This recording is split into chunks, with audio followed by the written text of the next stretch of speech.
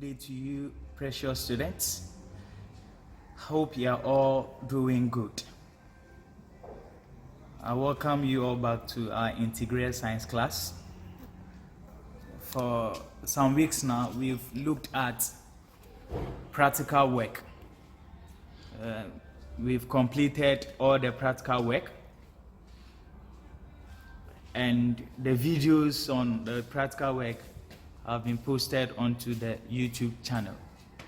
If you are here and you haven't downloaded them, make sure you go onto the Sethoo Ali TV YouTube channel and get access to all the videos. The videos contain the solutions to all the practical questions that have been posted onto the WhatsApp page and then the Google Classroom platform.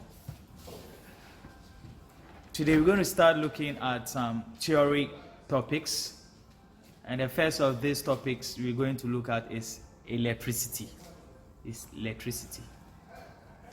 For today's section, these are some of the objectives we're going to look at. We're going to talk about what electricity is, that is definition of electricity.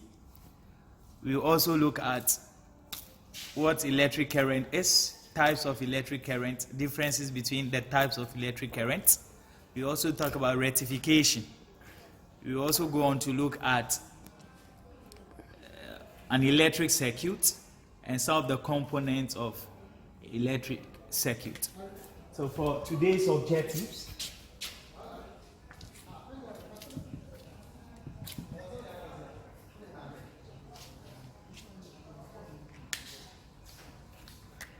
we're going to look at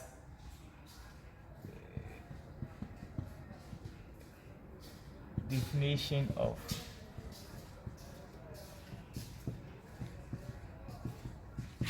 electricity,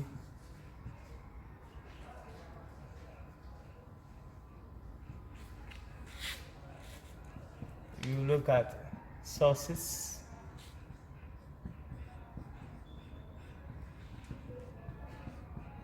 electricity, we talk about electric current,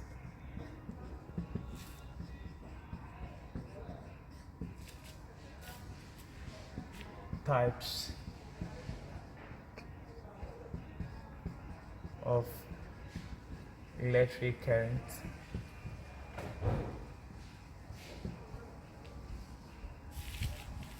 we talk about differences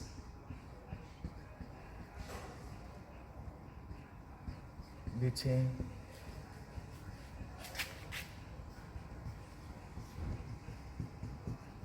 the types of currents,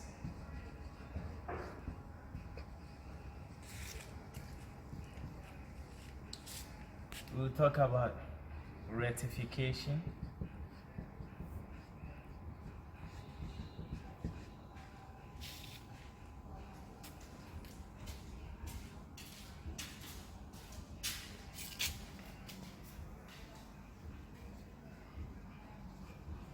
we'll talk about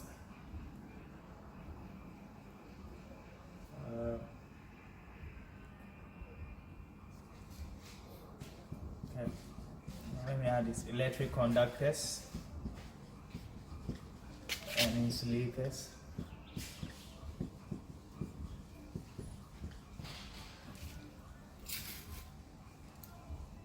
And then before we talk about electric circuits,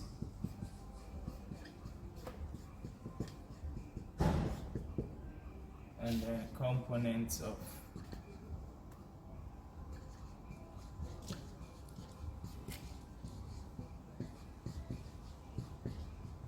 electric circuits. So this is roughly the things we're going to look at for today's class.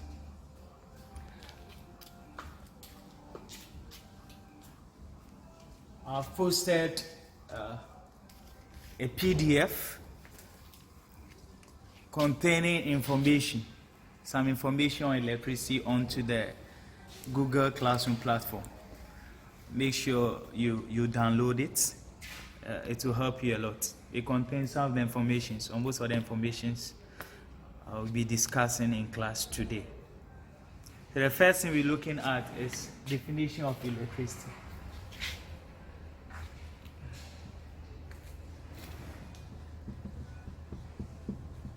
So when you say electricity, what is electricity? When you talk of electricity, electricity simply deals with the flow of electric charges. Flow of electric charges. So how charges flow from one point of a conductor to another point. That is what we refer to as what? Electricity.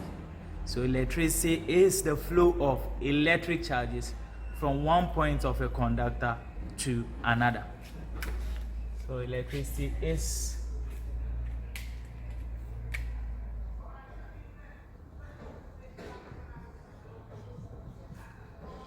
the flow of electric charges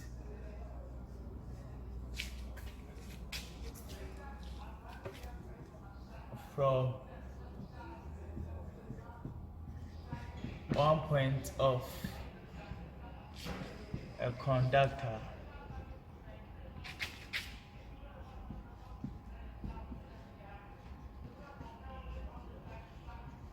to another. Now, when you talk of electric charges, the electric charges here refer to electrons and then ions in aqueous solution.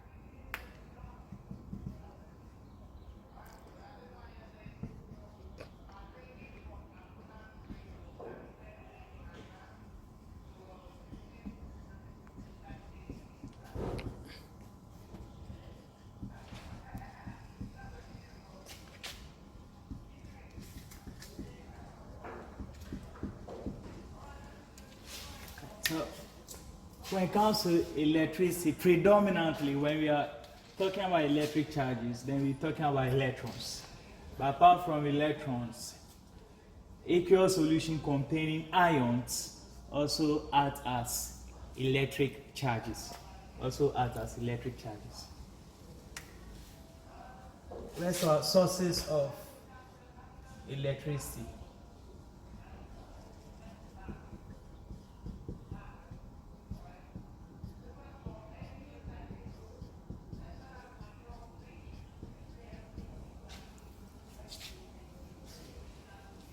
So electricity can be generated from several sources, which include cell,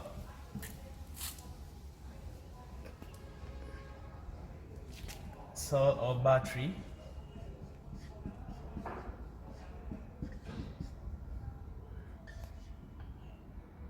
generators,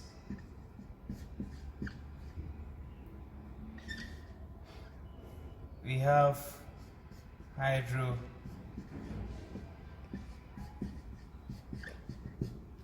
electric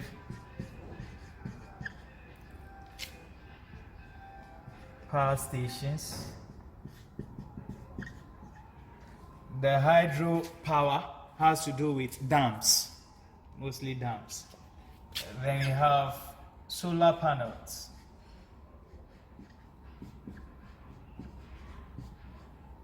Solar panels, we convert energy from the sun into electricity. Solar panels. We also have windmills. Which makes use of the wind to generate electricity.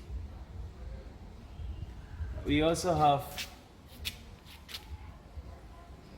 nuclear power.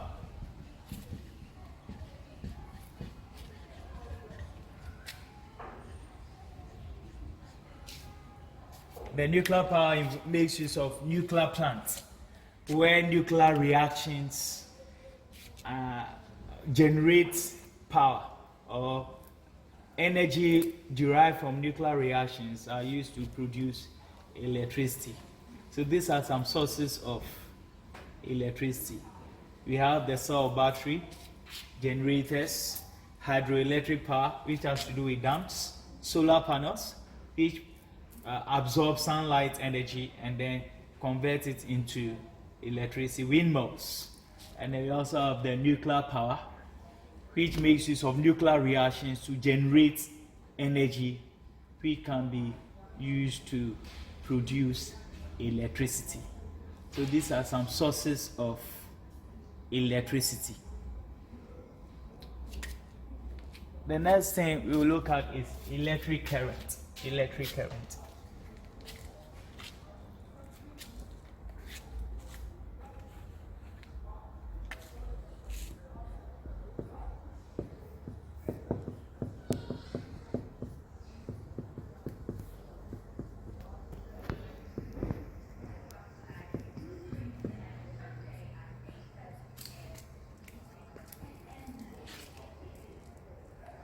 Now, electric current is produced whenever there is flow of charges. So, for instance, if you have a conductor, if there's a conductor and then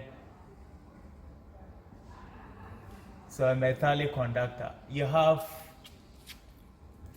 electric charge here. That's an electron at a point A, and this electron moves and comes to point B in the conductor.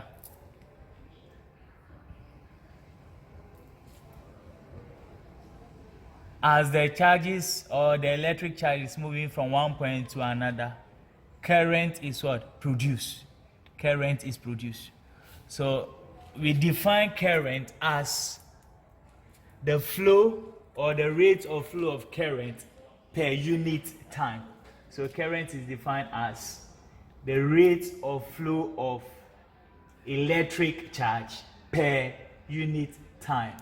The rate of flow of electric charge per unit time.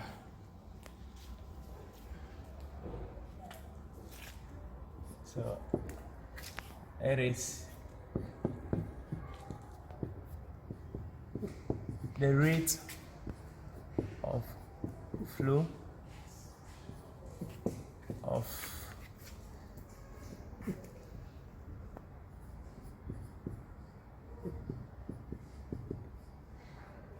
electric charge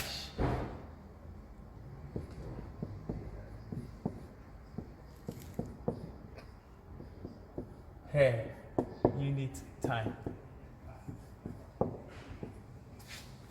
So if you ask to define current, it says the rate of flow of electric charge per unit time. Mathematically, what does it mean? It means that current, which is represented as I, capital I, is equal to rate of flow of charge. So charge is represented as Q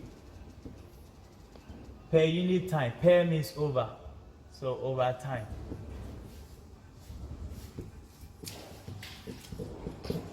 Which is represented as small t. So it means that I is equal to Q over T.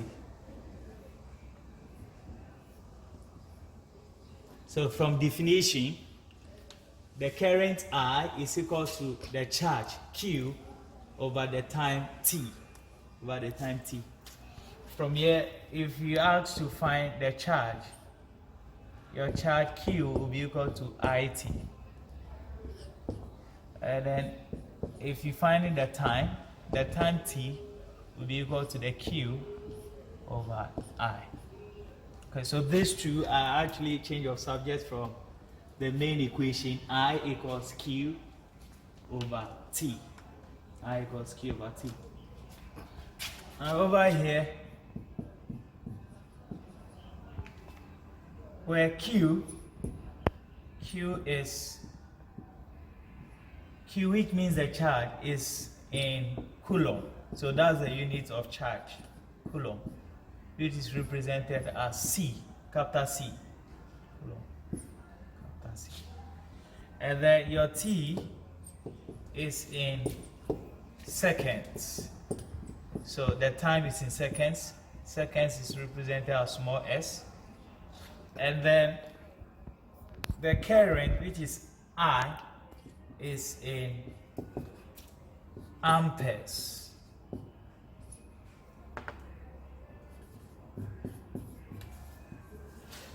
Amperes, which is represented as capital A. So if you ask what is the unit of current, the unit of current is amperes, represented as capital A. Represented as capital A.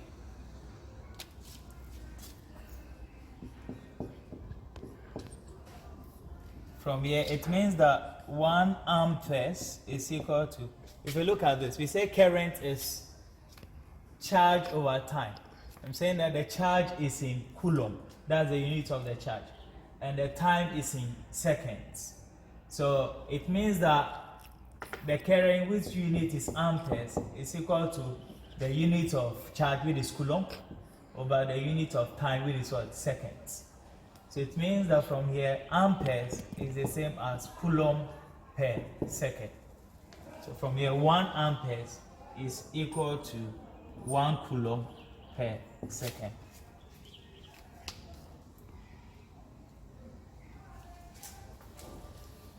Okay, so that is what electric current is. First of all, you should know the definition of current. If you go through your past questions, you come across what is current. So we say current is the rate of flow of electric charge per unit time. And we say from the definition, mathematically, it means that the current is equal to charge over time.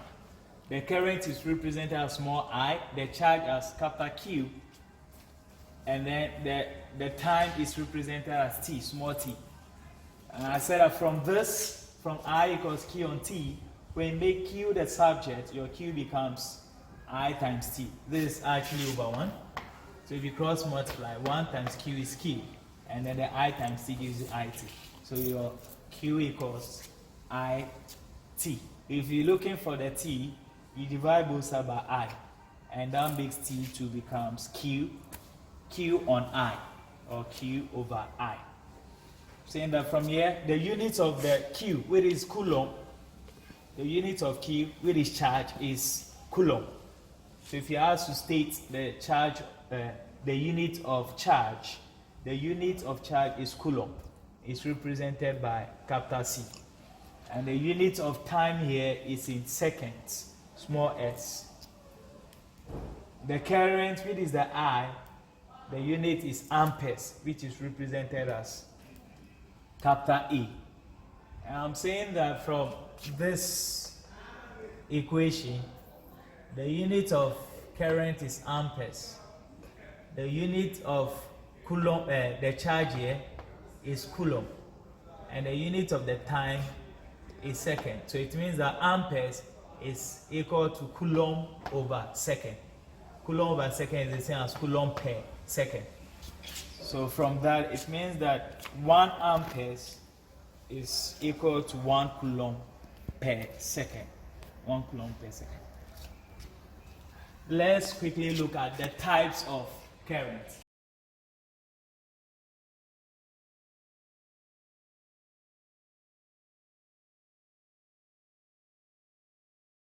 Awesome. We have 2 types of current. One, direct current, known as DC, and then you also have alternating current.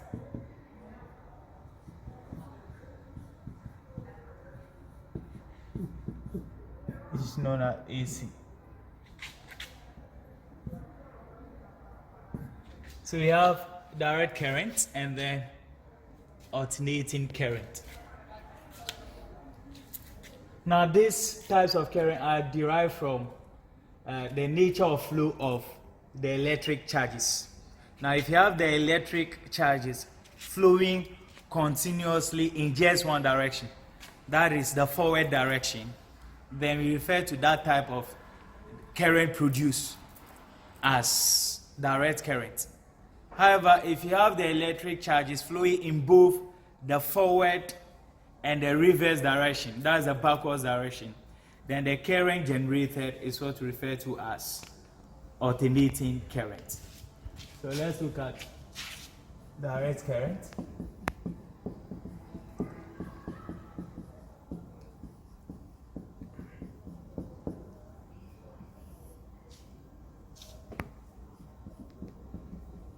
We say direct current is the type of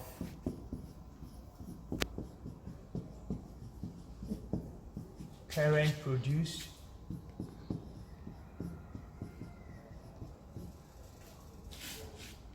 when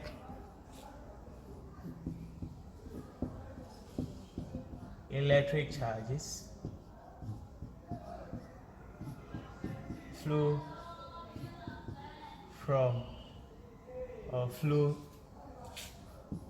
continuously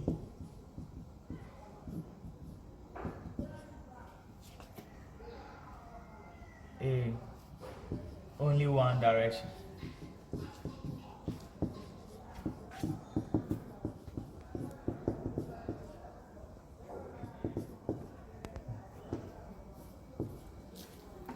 So we say DC or direct current is a type of current produced when electric charges flow continuously in only one direction.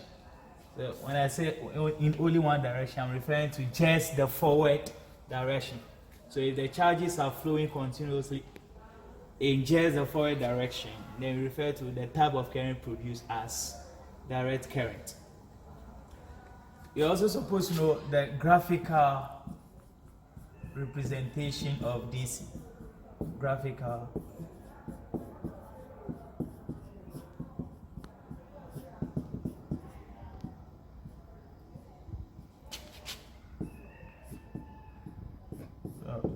representation of direct current. You can come across this in OBJ. Each of the following graphs illustrate a direct current, so you should know how this is represented graphically.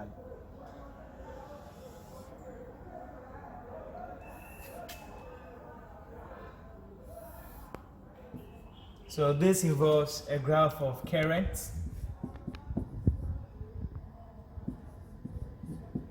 I in amperes against time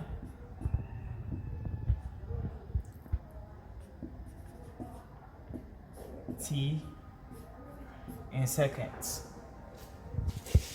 So if the current produced is a DC, a graph of current against time will show a horizontal linear graph.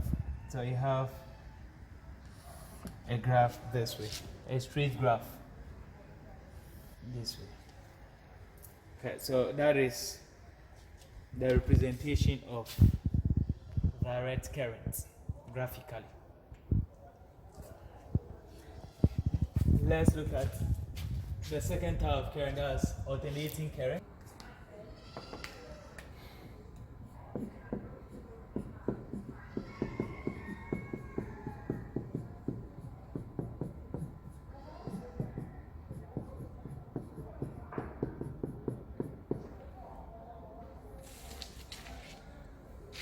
This alternating current is the type of current produced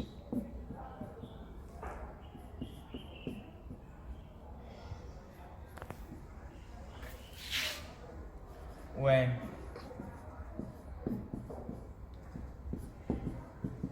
electric charges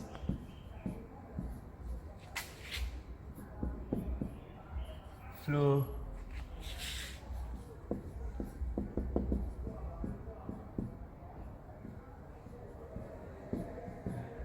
continuously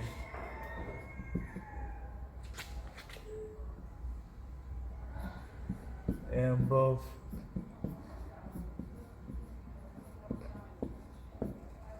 the forward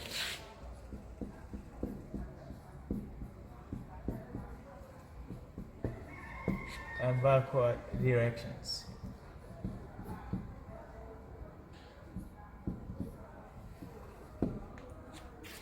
Alright, so you say AC is the type of current produced when electric charges flow continuously in both the forward and backward directions. As compared to DC, the current or the electric charges are flowing just one direction. That is the forward direction. So for DC, currents are flowing continuously in just the forward direction. But for AC, the electric charges are flowing in both the forward and then the backward directions. So that is what an AC is. Let's look at the graphical representation.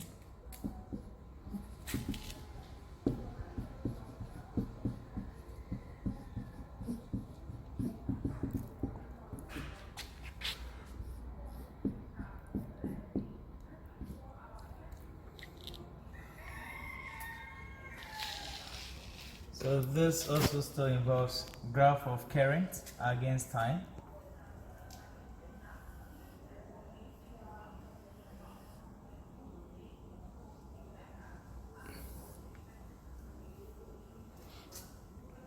Where your current is still on the vertical axis.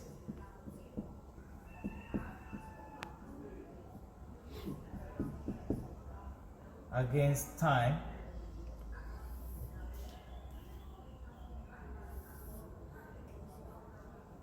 On the horizontal axis. Now yeah, the graph is not a straight line graph, it's not a linear graph. But this one, the graph is sinusoidal, so you have a graph this way, wave-like motion. This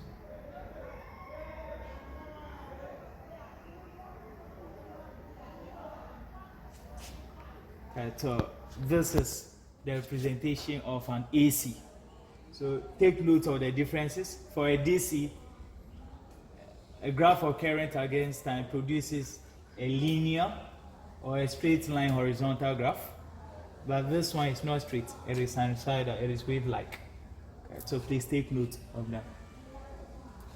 So that is for the two types of current, direct current and then alternating current. Let's look at the differences between DC and then AC.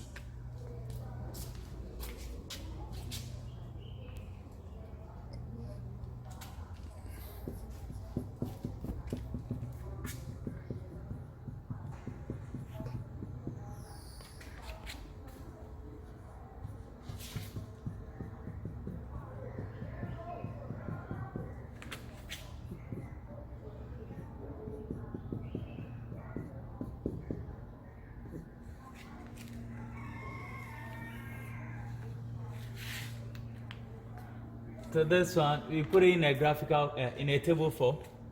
So we have DC.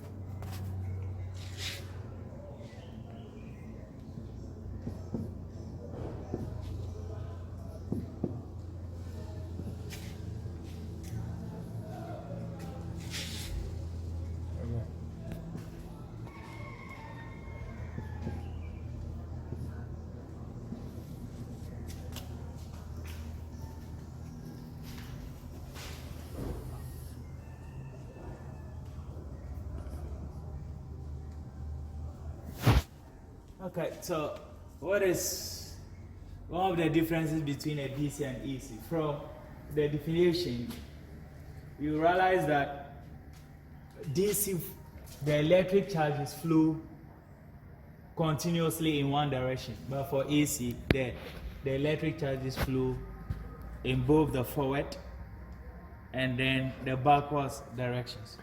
So that is one difference. Here.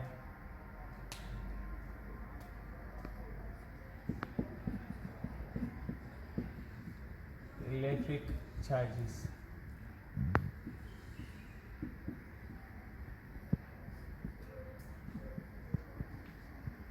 Flow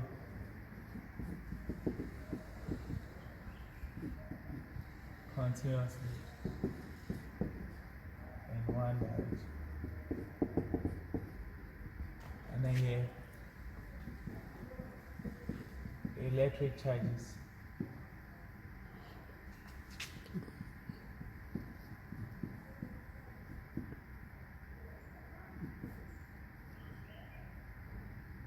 Flow continuously in both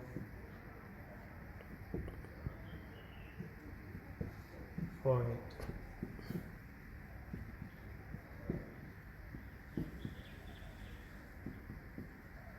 and backward directions.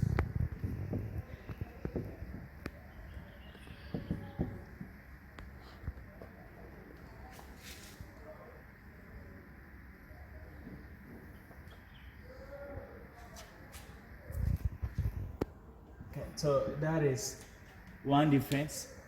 Charges in DC, electric charges in DC flow continuously in one direction, but for AC, the electric charges flow continuously in both the forward and backward directions.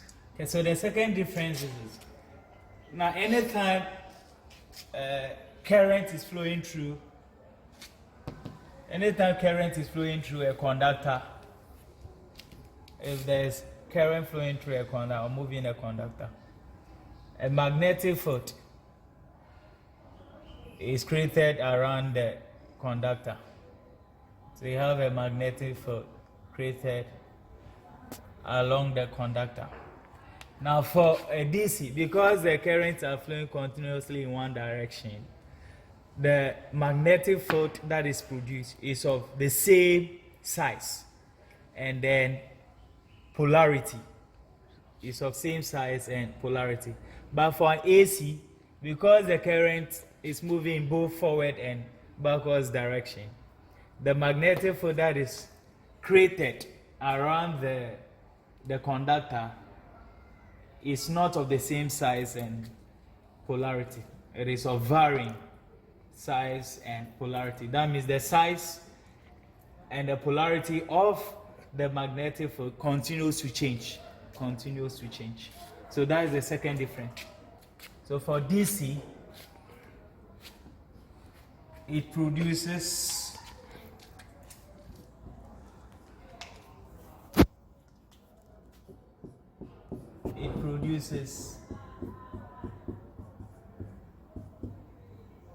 a magnetic field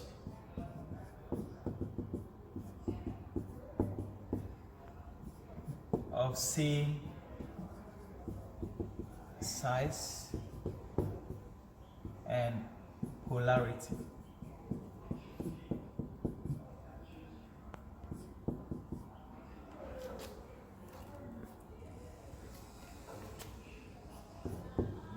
AC produces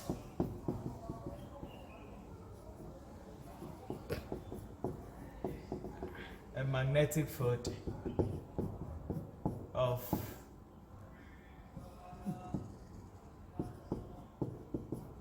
varying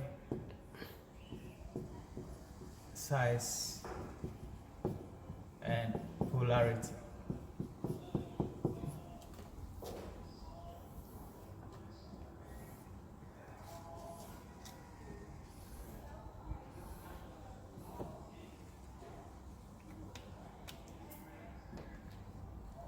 Now the last difference between DC and AC is as I said, when current is flowing through the conductor, a magnetic field is created along or around the conductor. For a DC, if a magnetic substance, let's say a core, is introduced into the magnetic field, the magnetic field will not induce any electromotive force in the core. It will not induce any EMF in the core. But for AC, because the magnetic field is of varying size and polarity, when you introduce a coil into the magnetic field, it will induce an EMF in the core.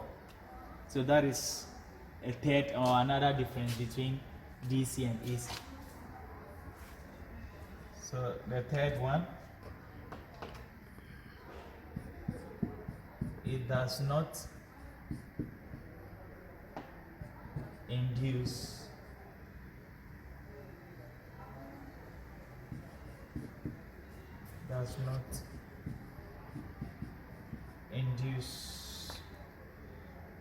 electromotive force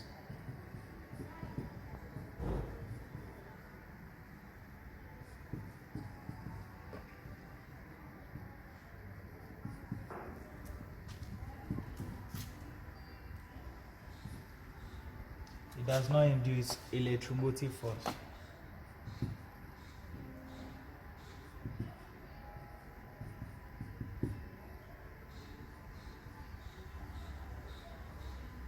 In coils placed in its magnetic field.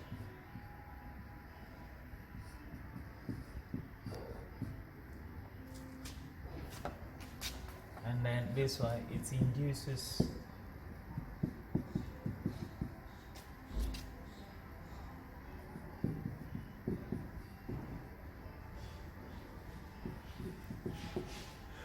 electromotive force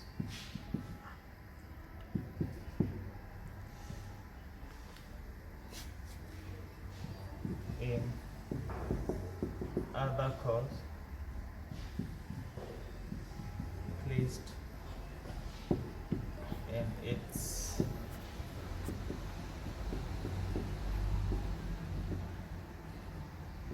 magnetic field.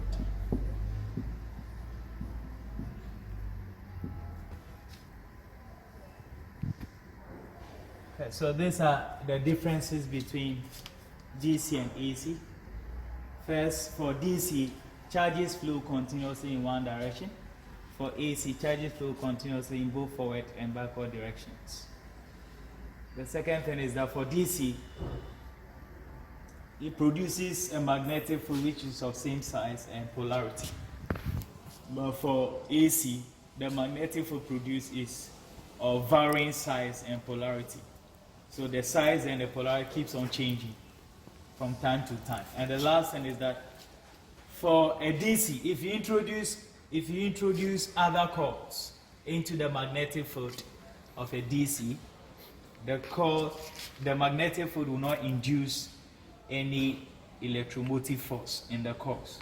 However, for AC, when you introduce other coils into the magnetic field, the magnetic field will induce EMF in the coils.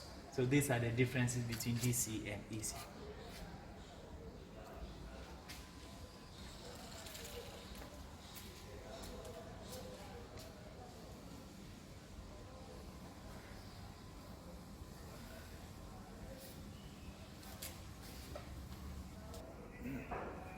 Now the two types of electric current that we've looked at, that is direct current and alternating current. It is alternating current that is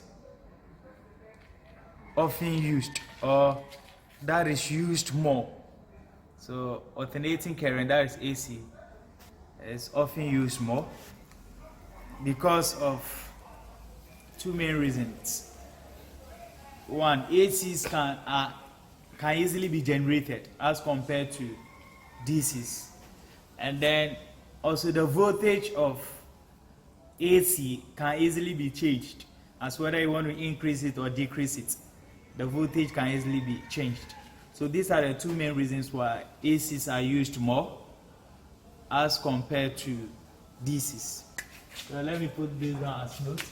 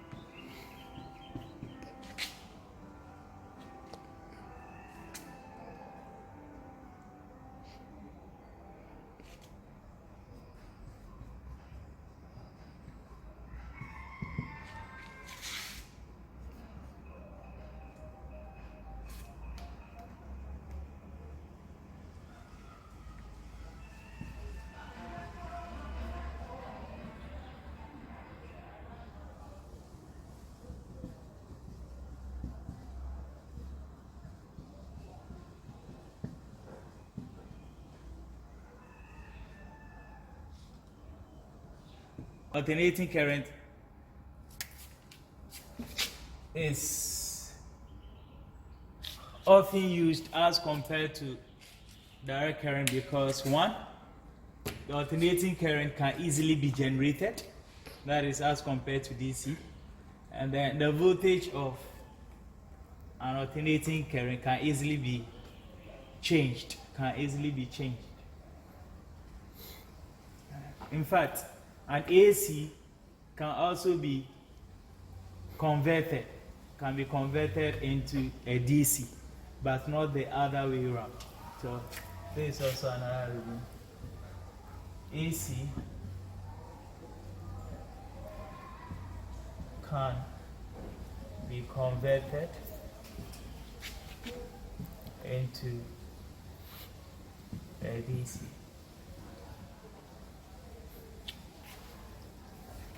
And so these are some of the reasons why alternating current is often used as compared to direct current.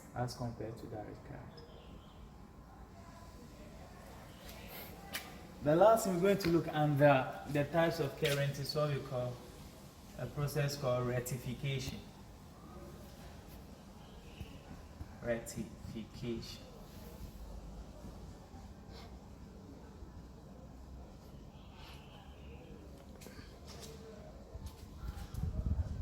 Now, from what I said in 3, I said that alternating current can be converted into a direct current. So the process through which an AC is converted to a DC, that process is what we call rectification. So if you ask what is rectification, it is a process.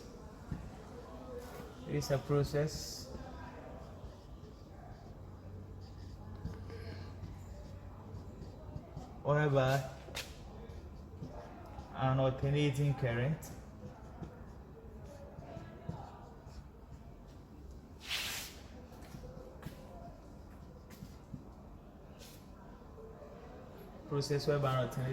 is converted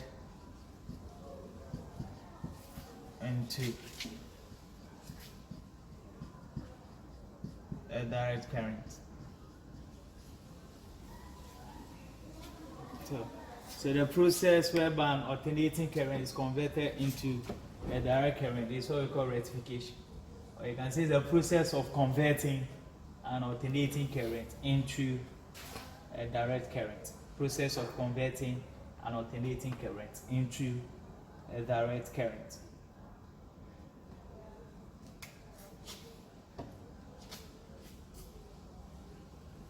Now, so this conversion is carried out by a device. The device used in the process of rectification is what we call a rectifier. So a rectifier is a device which helps to convert an alternating current into a direct current. An example of rectifier is a diode.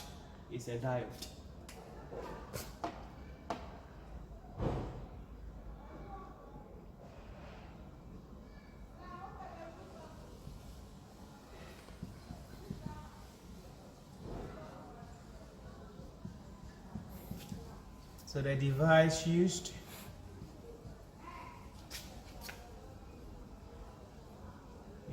in converting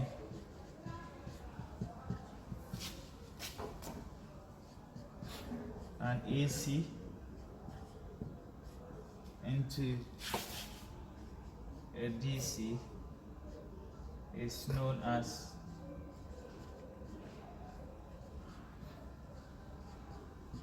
a rectifier.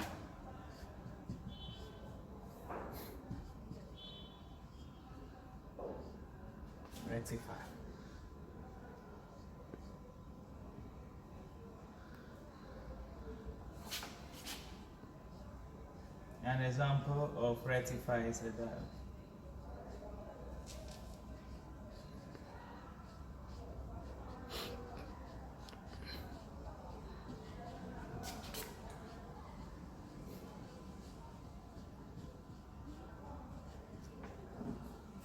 Okay, so you can be asked, what is a rectifier?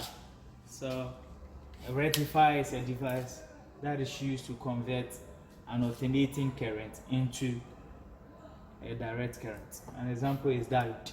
Later on, when we're looking at semiconductors, you get to know what a diode is. Okay, so these are the things you've got to know about electric current. What an electric current is, the types of electric currents, the differences between the types of electric current, and then the reason why an AC is often used as compared to direct current, and then lastly, rectification.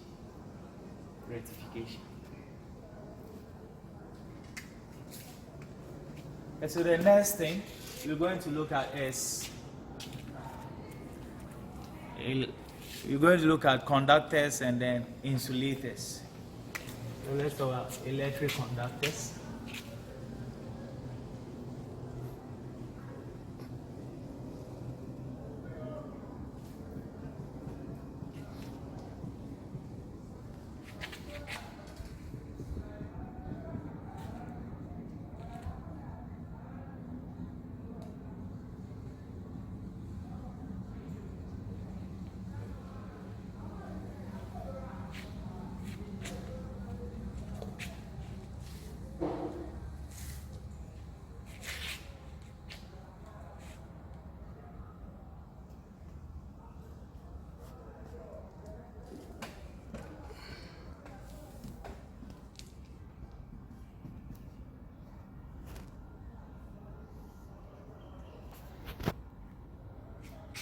Now, when you talk about electric conductors, then we are talking about materials or substances that allow electricity or electric current to pass through them easily. So materials that allow electricity or electric current to pass through them easily, we refer to them as electric conductors.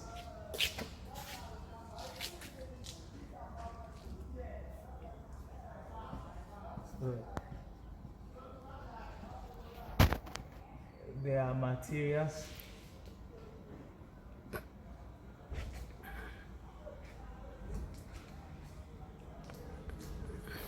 or substances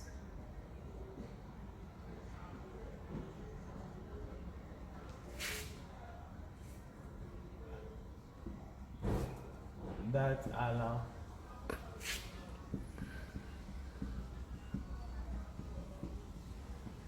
electric current to pass through them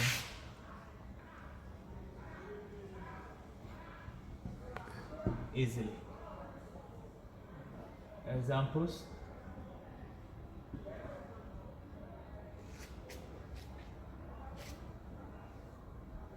so we have metals,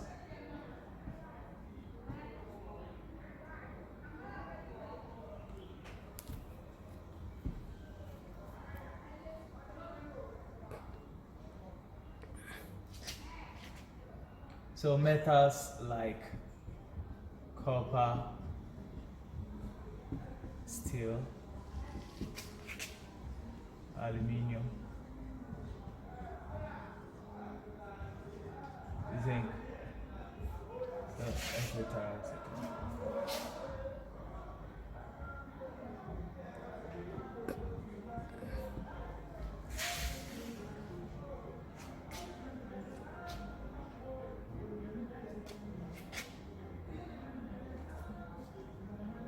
So we also have aqueous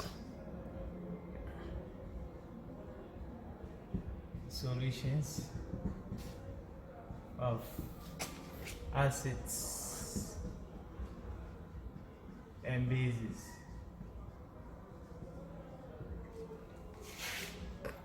So we have acids like ACl, so aqueous solution of ACl. You have HNO3, you have A2SO4. All these are acids. Bases like NOH, QH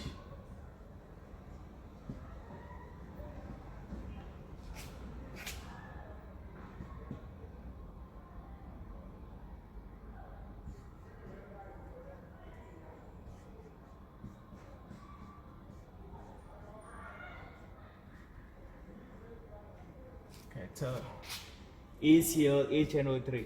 These are acids, and then NOH, QH, CaOH are bases. Calcium, hydrogen chloride, hydrogen nitrate, hydrogen sulfate, or we say hydrochloric acid, nitric acid, and sulfuric acid.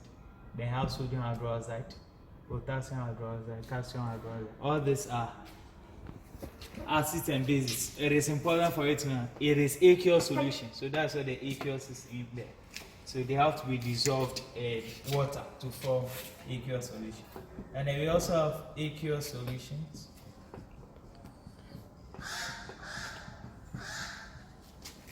of ionic compounds.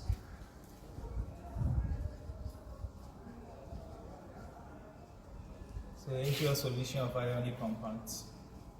Examples of ionic compounds, we have sodium chloride. So it has to be in the aqueous form. You have calcium chloride.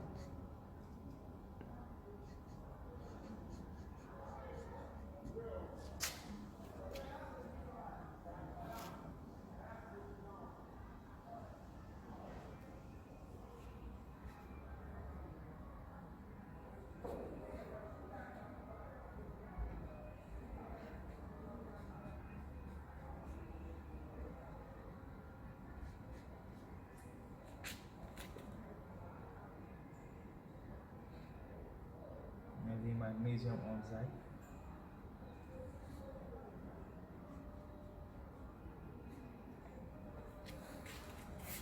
Okay, so these are examples of ionic compounds, and they also have to be in aqueous solutions. It is important for you to know that acids and bases in their solid form, as well as ionic compounds in their solid form, do not conduct electricity. Do not conduct electricity.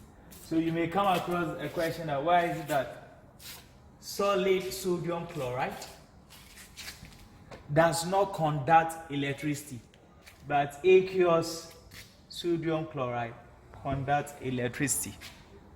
So in this case, in the solid state or in the solid form, the ions are not free to move.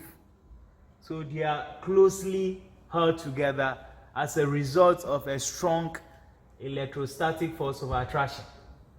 But when it is dissolved in water to form aqueous solutions, the ions separate. So this will separate into the sodium ion and then the chlorine ions. In this case, the ions are free to move. They are mobile. And so because they are free to move, they can conduct electricity. So please take note. So I didn't just write acids and bases. I didn't just write ionic compounds. I said aqueous solutions of acids and bases, which we refer to as electrolytes. Refer to this as electrolytes. And then we also have the ionic compounds, aqueous solutions. So please take note of that. Take note of that.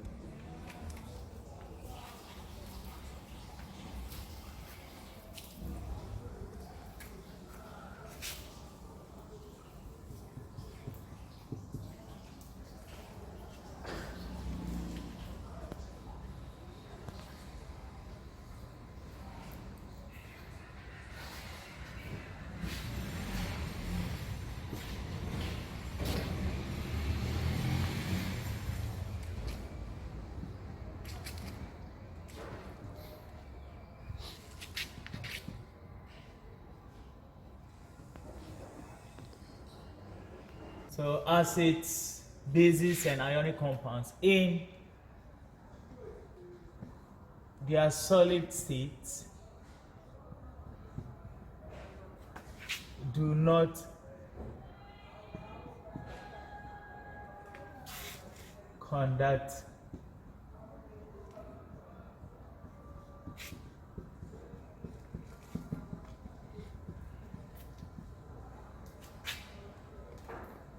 not conduct electricity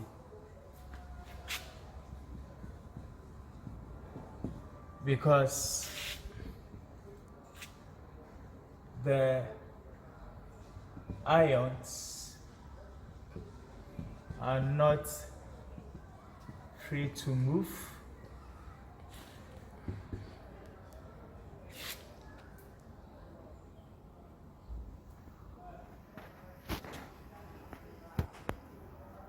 so acid bases and ionic compounds in their solid states do not conduct electricity because the ions are not free to move, but they are held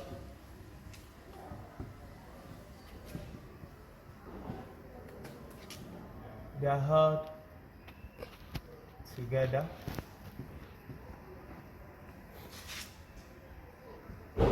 by a strong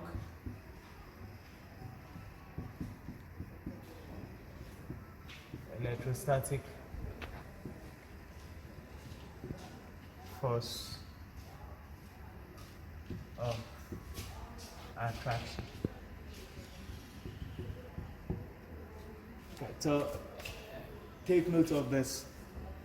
As I explained earlier on, ionic compounds, acids, bases, they can only conduct electricity if they are in the aqueous form. In the solid state or in the solid form, because of the strong electrostatic force of attraction, that binds the components ions together. The ions are not free to move. It is when the ions are in motion that is when electricity can be conducted. And it is in the aqueous form, as I said earlier on, in the aqueous form, the ionic compounds and the acid base dissociate to release their ions in solutions. So in that case, the ions are free to move and hence can conduct electricity.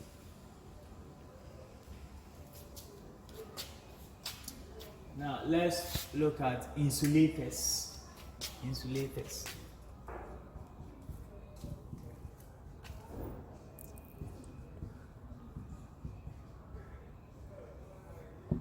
So we say conductors are materials that allow electric current to pass through them. The opposite is what we refer to as insulators. So they are materials that do not allow electric current to pass through them.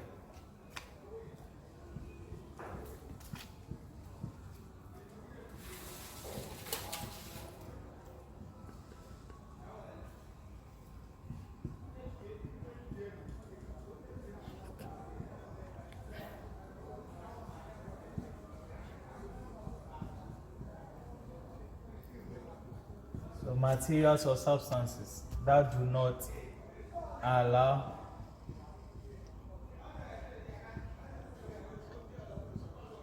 electric current to pass through them.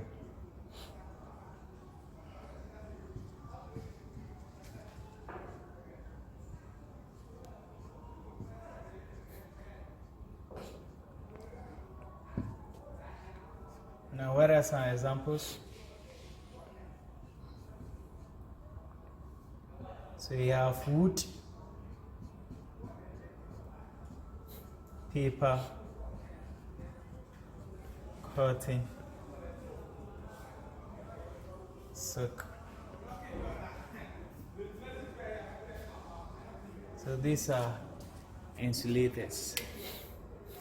So you come across electrical gadgets that have wooden handles because the wood there serves as an insulator.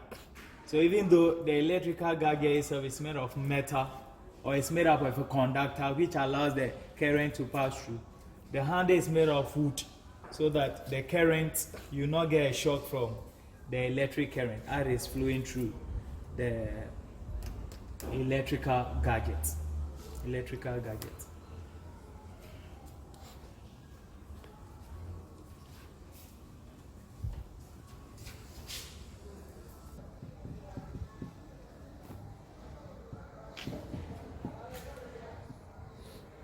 semiconductors.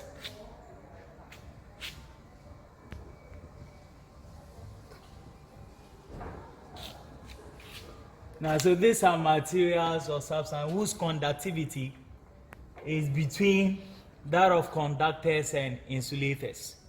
So we refer to them as partial conductors.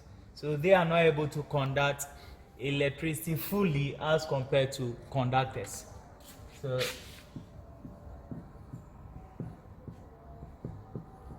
there are materials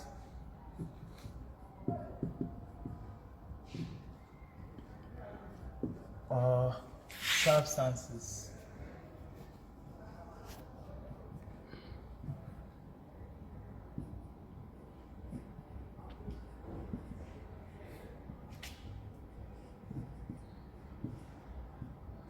whose conductivity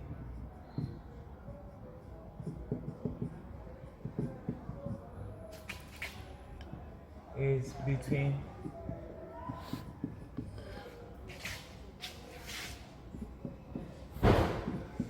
that of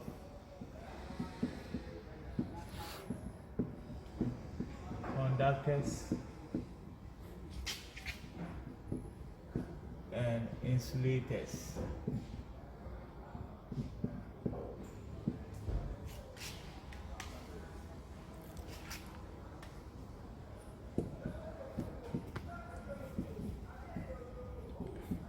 They are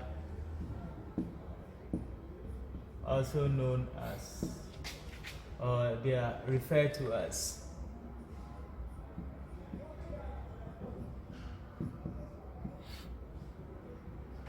partial conductors.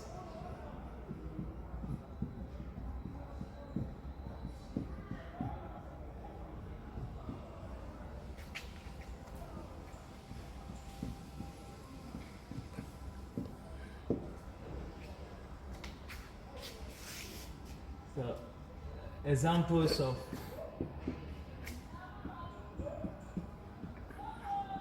semiconductors: we have boron,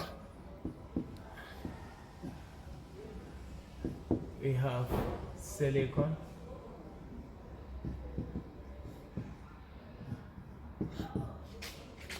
and then we have another element called germanium.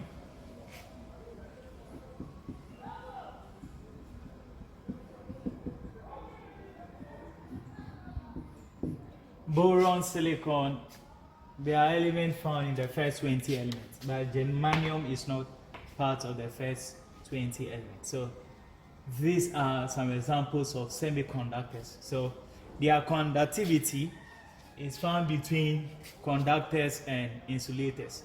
We've already talked about conductors being materials that allow electric current to pass through them easily. Insulators, they do not allow electricity to pass through.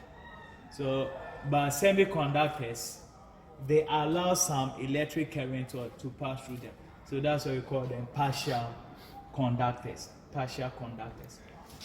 Later on, we're going to look at semiconductors in details.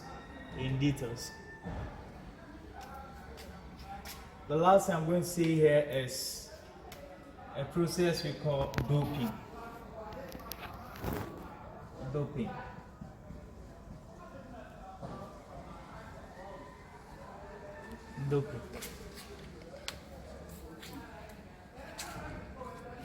As I said earlier, it says semiconductors are partial conductors. That means they have the ability of conducting or allowing electric current to pass through them. But the level to which they conduct electricity is low as compared to that of conductors. So we have a way of improving upon the conductivity of semiconductors. That means to increase its ability to allow electric current to flow through it easily. The process where the conductivity of semiconductors is improved is what we refer to as doping. And in the process of doping, we have impurities introduced into the semiconductors in order to improve their conductivity. So when I say impurity, other elements are introduced into the lattice of these semiconductors, and by so doing, the conductivity of the semiconductors are improved. And that process is what we refer to as doping. So we say doping, it is a process whereby impurities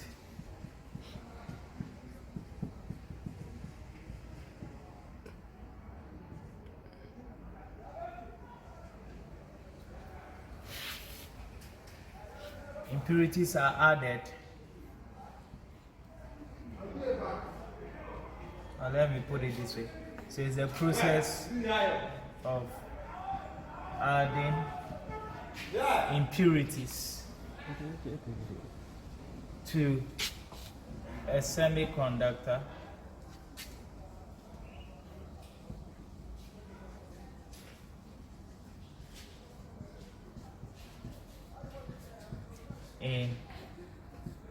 in order to improve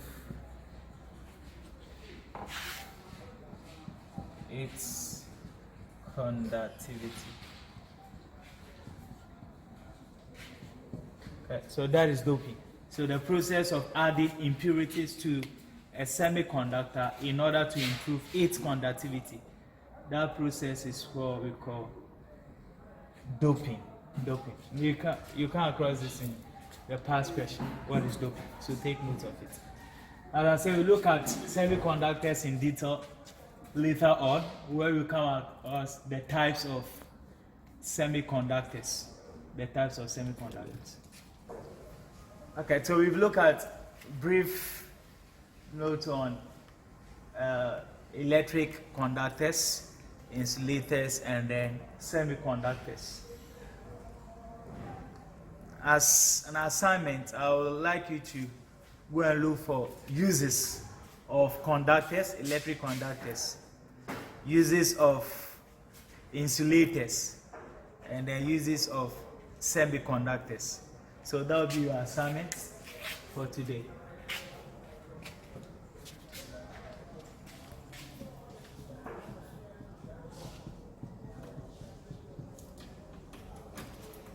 So give or state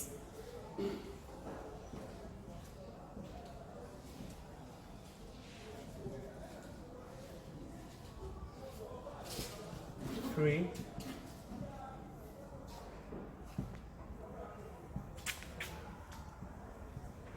uses of